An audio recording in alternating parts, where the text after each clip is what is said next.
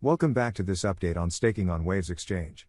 We got a few requests to share our results, especially since the yield for USD stablecoins is so high. Many people asked us if it is legit.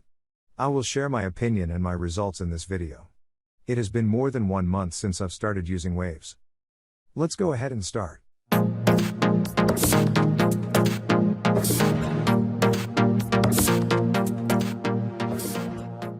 We've already made a video about Waves Exchange. If you haven't watched it already, the link is gonna pop up now.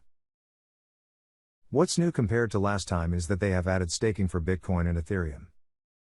I personally don't hold a lot of Ethereum, but 14% looks really good to me. If you got some Ethereum, you might want to consider staking it on Waves. But let's focus on the stable coins, starting with USDC. My current balance is $12,700.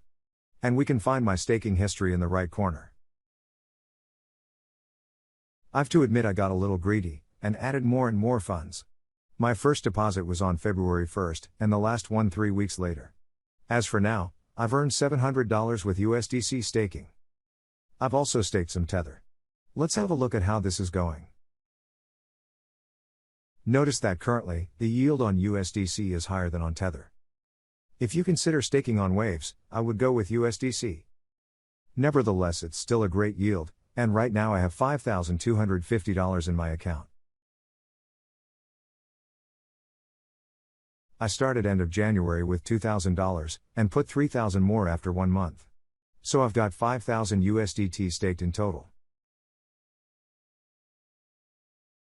If we add both staking pools together, that adds up to $17,000 staked.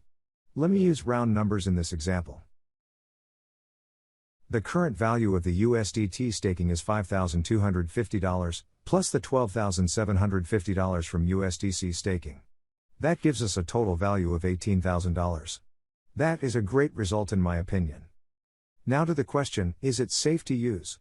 I have to emphasize that this is only my opinion, but for me it is one of the best places where you can stake your stablecoins. When the yield gets higher, so does the risk. But I trust the Waves platform, that is why I'm not concerned. However, I would never put all my eggs in one basket. That's why I think it's important to use multiple platforms.